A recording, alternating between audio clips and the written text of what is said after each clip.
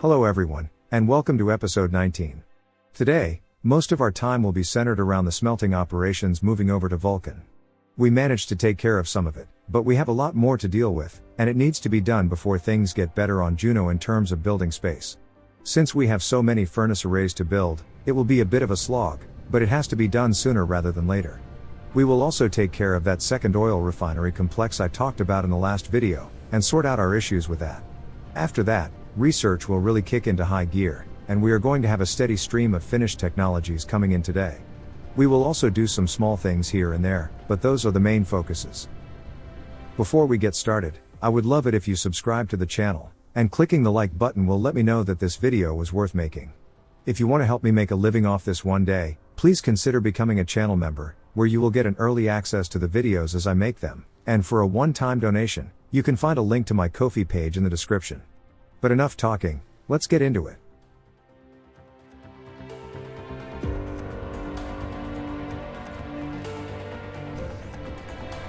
We are going to need to redo all the blueprints we did before, so I started doing that right away, just to get it out of the way, but then I realized that it would be a bit of an inefficient use of our time. We might want to take care of that oil refinery first, so we can start researching again ASAP.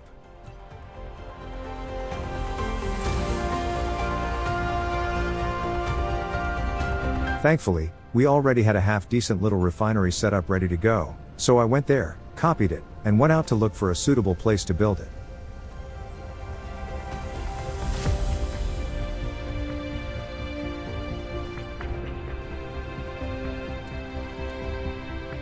We only really need to find a place where we have the room, no need to worry about anything else. It's going to be temporary anyways, we only need it around until we can start importing organic crystals and acid from off-world.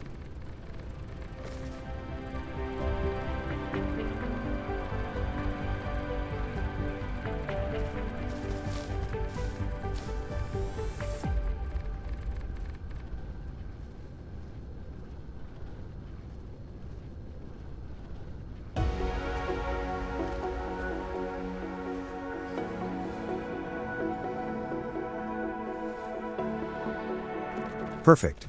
Once this place comes online, we no longer need to worry about refined oil running short, at least in the near future. The main problem is that we have no refineries in our inventory. And since we need so many of them, handcrafting them is a bit of a hassle. The next thing we will build will help with that a little bit. The most complex component among the ingredients to make refineries are those blue plasma tubes. You know, the ones we need for long-range power poles as well. Those are the things that really slow down the crafting, so we will set up a quick little production area for those in a second.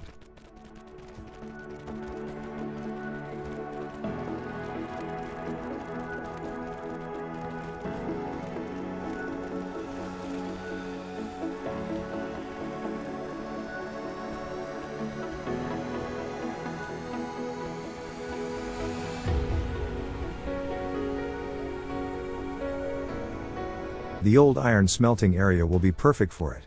Now, here's the deal. This is going to be a bit of a Frankenstein's monster kind of a production array. To make the tubes, we also need to make prisms, which is still missing from the network. So, we are going to make both on the same tower.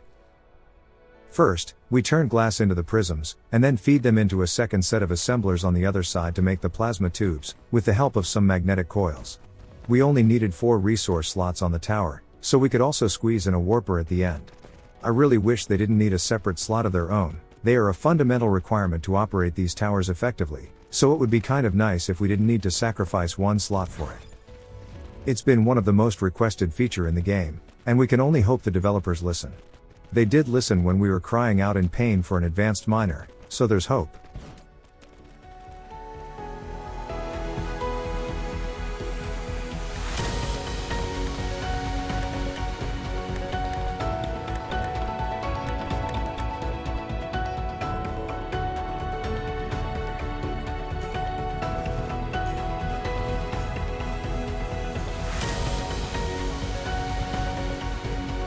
Okay, time to get some more assemblers.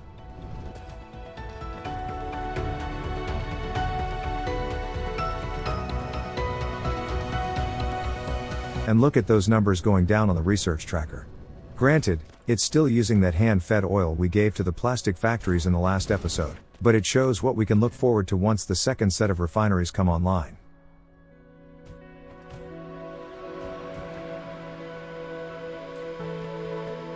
Okay, we have the prisms being made. Now we hop onto the other side of the tower, and use that space to set up a temporary plasma tube factory.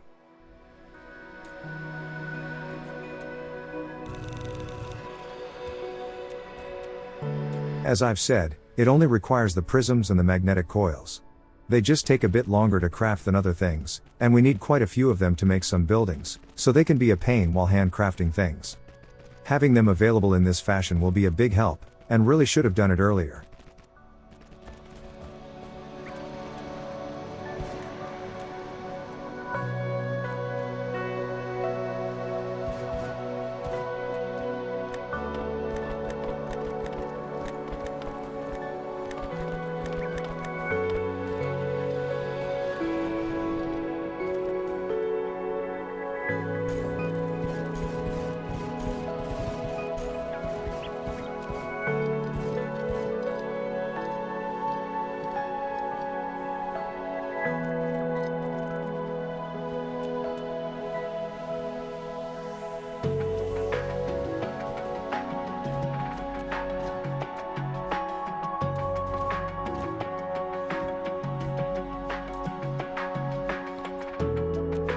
With a steady supply of these at the ready, handcrafting should be a lot easier now. Remember how much we were struggling to make the long-range power poles? That should be a thing of the past now.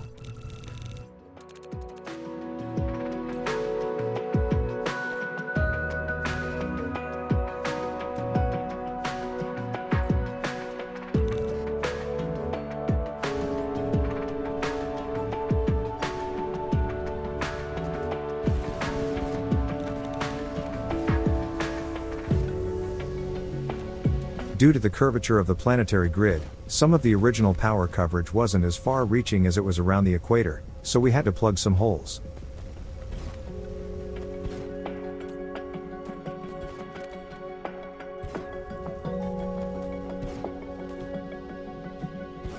Okay, these refineries are still taking their sweet time, so let's see if we can occupy ourselves with something else while they get made.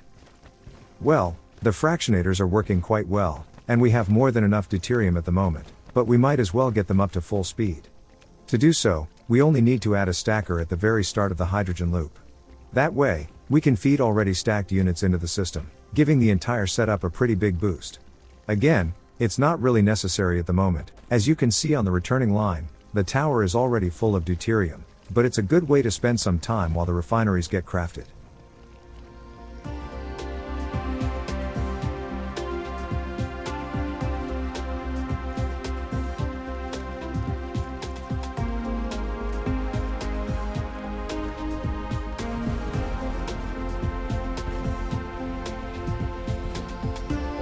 And the refined oil issues should be sorted for the time being. We can pretty much leave it alone, and our research should pick up the pace in a couple minutes.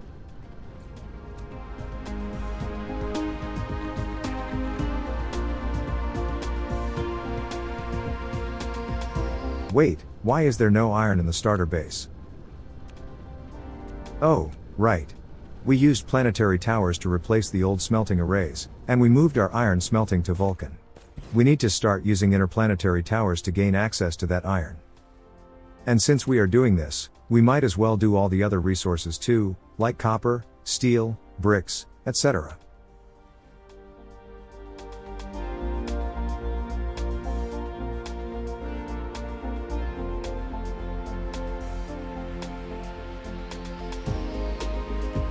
Now we just need to find where these materials need to connect up with the different strands of this spaghetti.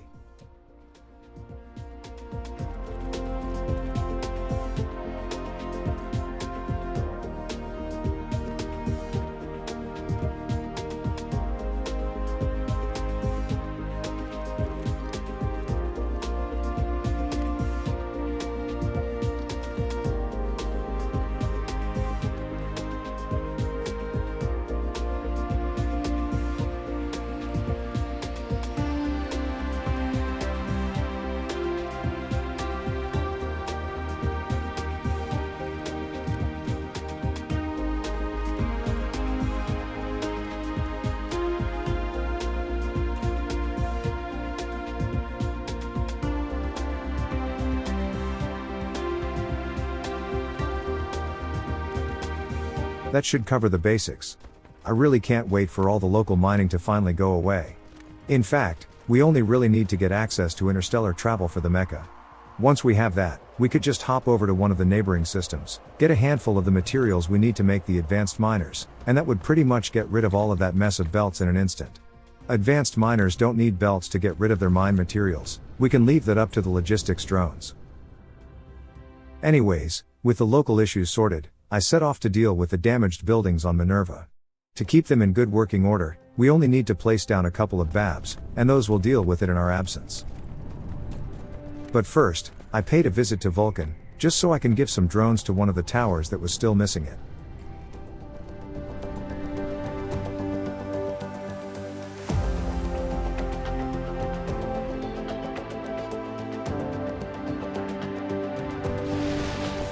These are the damaged buildings. To keep them repaired while we aren't here, we just need to place these babs in a way that the inner circles cover all of the turrets. Then we give them the power they need, and that's all there is to it.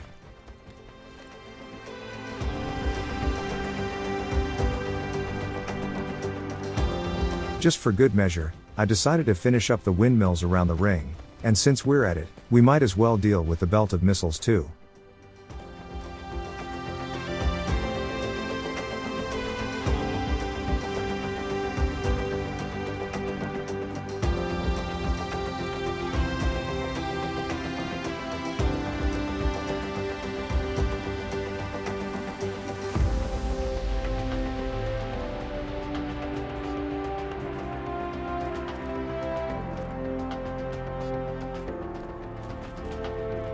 Okay.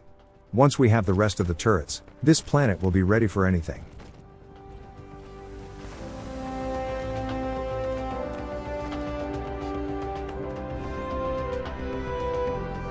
And since we were here, I decided to quickly replace the old defenses with the signal towers.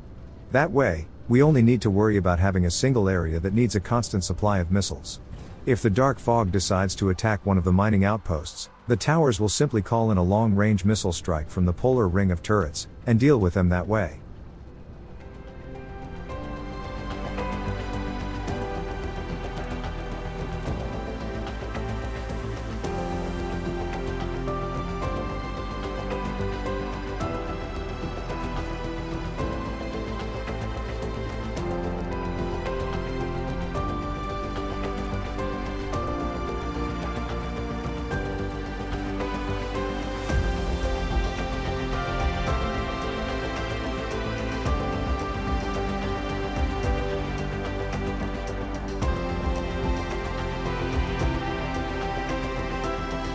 The range of these towers seems to be decent enough, so we should be okay.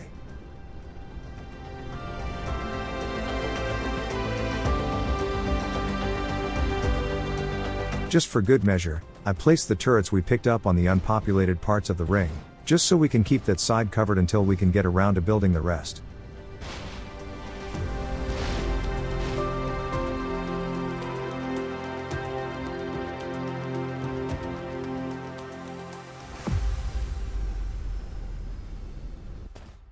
Well, I think we procrastinated long enough. Time to really knuckle down, and start moving all our smelting over to Vulcan. The first step is of course the redrawing of our blueprints. If we do this in one go, we should be able to do it faster. We only need to change a couple words on the different input fields, and only change a single icon. If we did this in sessions, we would need to write out everything each time, and that's a bit of a hassle. So we now spend a bit of time to go through all of them, and add them to our book one by one.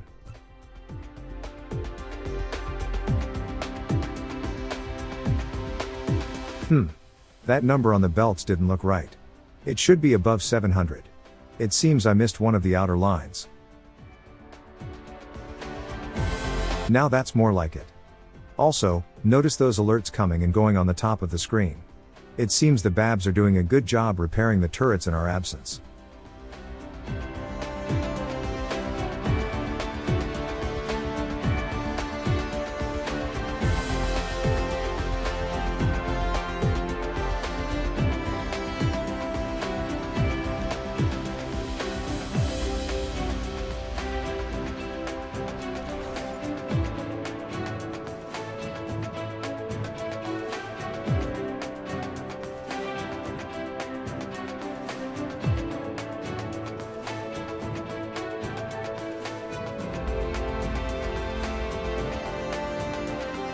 Only 2 more. Come on gang, we can do it.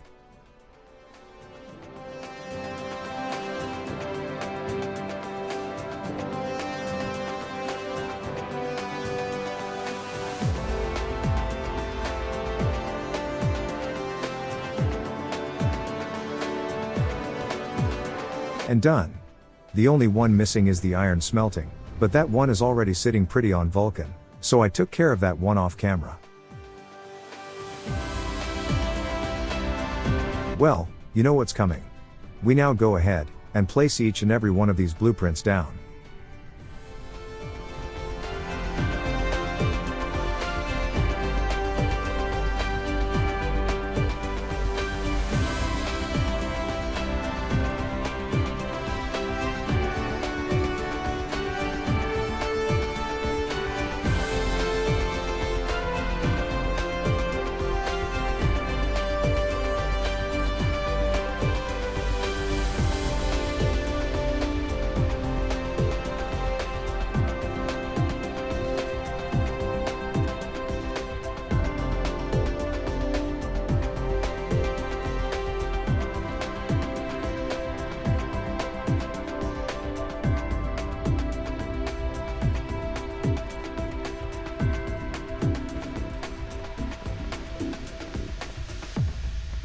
We are already short on 5,000 individual buildings, and we haven't even placed all of them yet. In case it wasn't obvious why we need to spend almost an entire episode dedicated to this endeavor, this is why.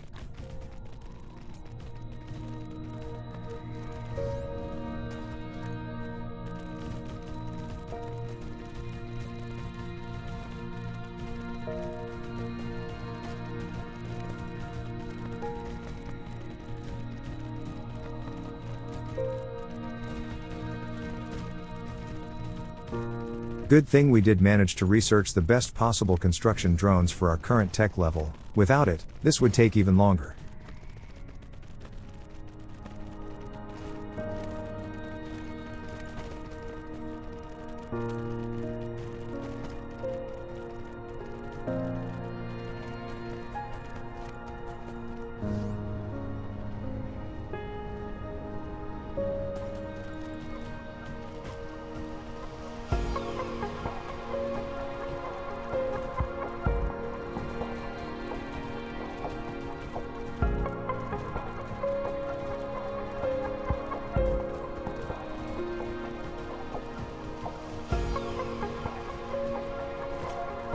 Nice. We have a dark fog attack on Minerva. Let's see how the new defenses deal with it.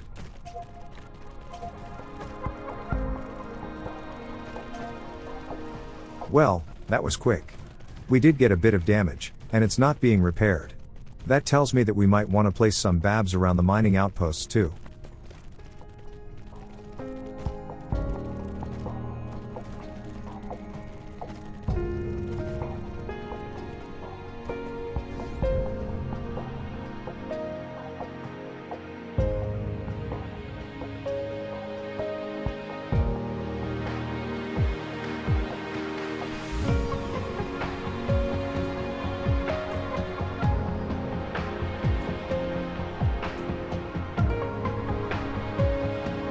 Well, I think we can start emptying out these towers, and start demolition as soon as they are ready.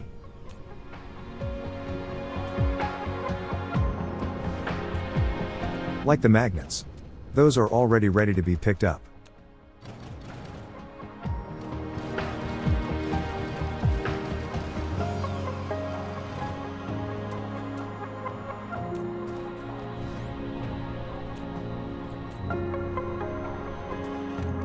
Well, I think the silicon is also close enough to get rid of it.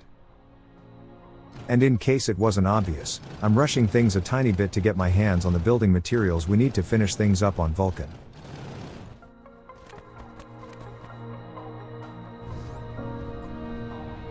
We still need to get some of it from the mall. Most of the towers are nowhere near the point where we can demolish them, but it's only a matter of time.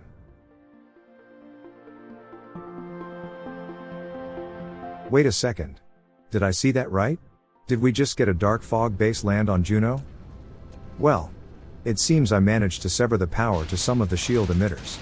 That gave an opportunity for the enemy to gain a small foothold on our home planet. We should sort this out before we move on. Keeping the main production planets free of enemy ground units is kind of important.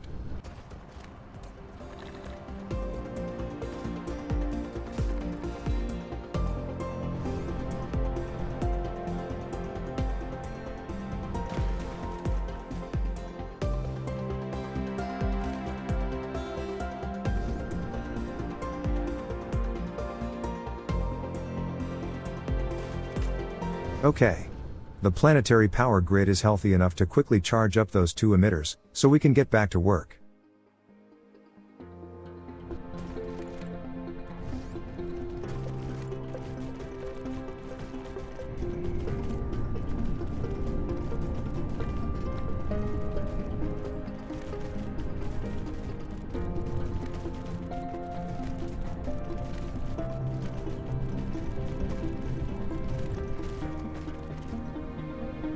Oh, right. Let's not forget about the research. Well, to make our defenses on Minerva even more potent, let's do some explosive damage upgrades.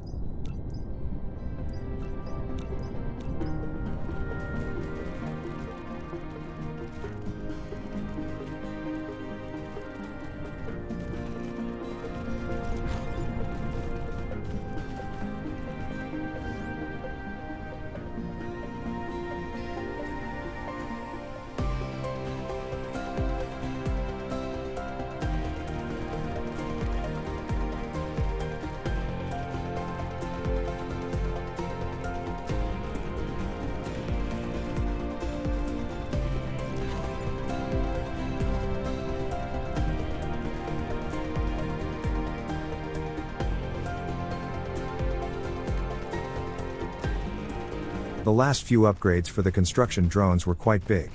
We now have 12 of them buzzing around, and they are a bit faster than before. And we still have some more we can give them later on.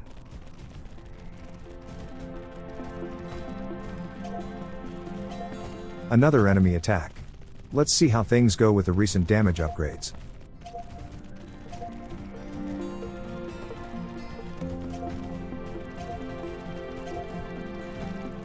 It was all dispatched with no damage done to us. And it was a bigger wave than before. The last one was 10 units, this one was almost double that.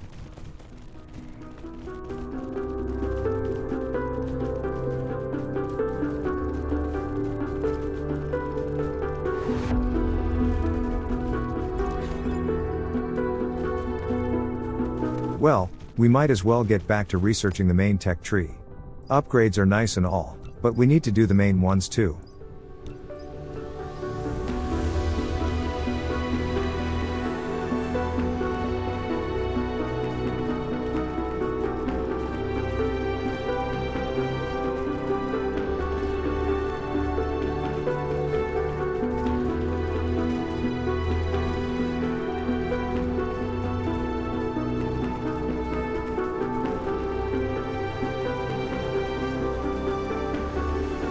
It seems we're out of furnaces, but still have some belts left over, so let's take care of those before we go back to Juno.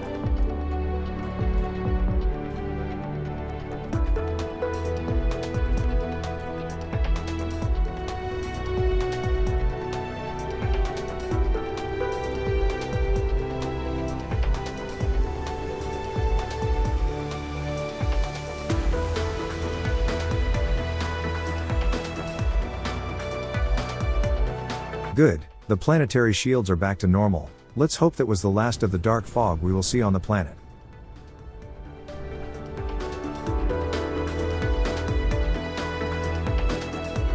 Well, I think it's time to set the remaining smelting towers to start emptying out.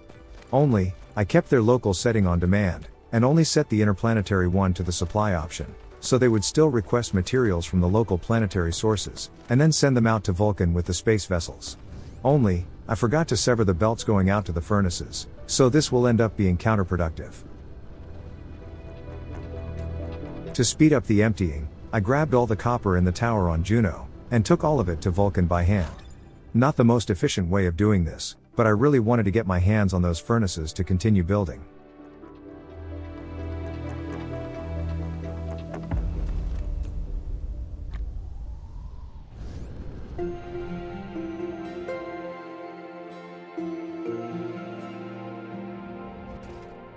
Now, the tower still had quite a bit of copper in it, since all the furnaces emptied themselves out at once.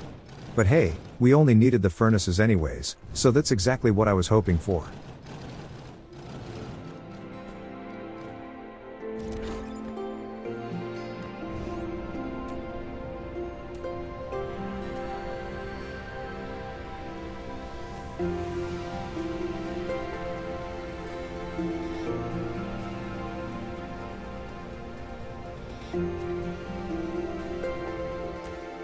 Since we have a bit of waiting to do, I decided to start setting up some more assembly arrays.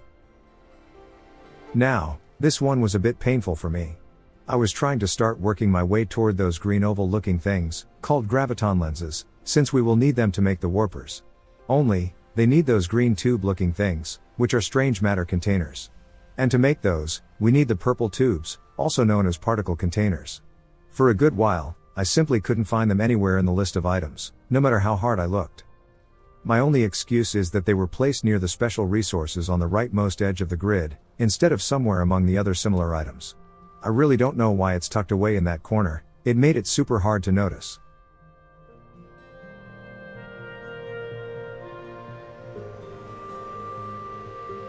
Finally managed to get it. Just count yourself lucky that the footage is at double speed, it was way more painful during the recording. Anyways, it's a simple 3-ingredient recipe, so we set up the belts accordingly.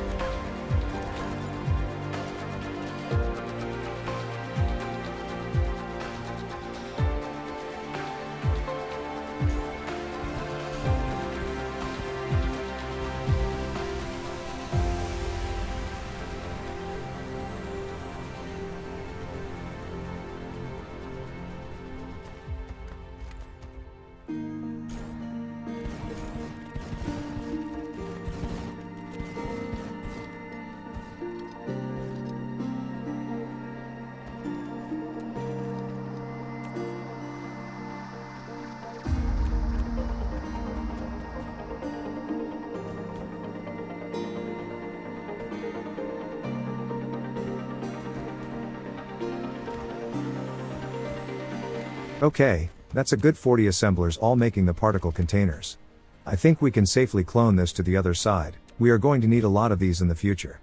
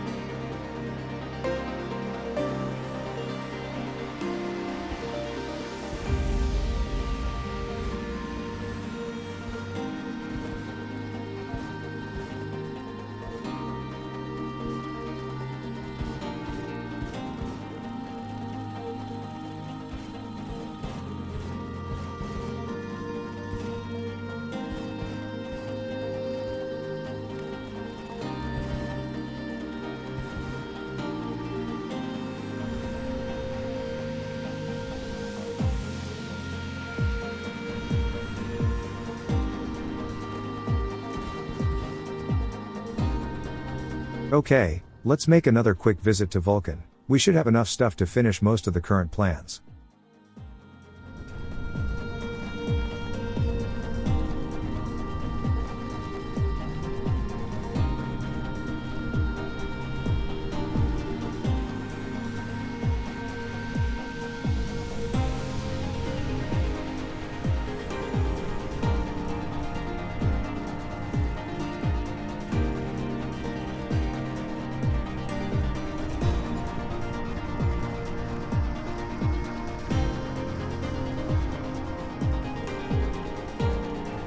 Only missing a handful of inserters, and a single substation.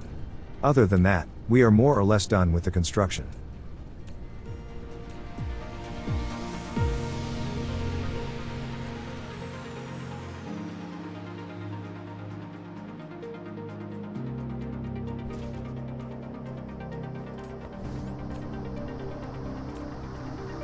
This is where I realized the error in my previous thinking with the way the tower settings were set up. I now set them all to start emptying out properly, and we will simply place down some dedicated towers to deal with the local resources.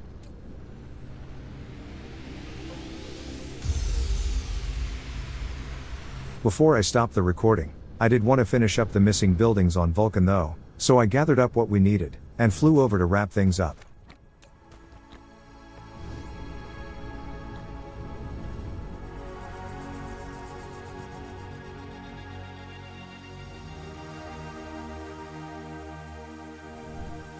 Oops, another missed landing.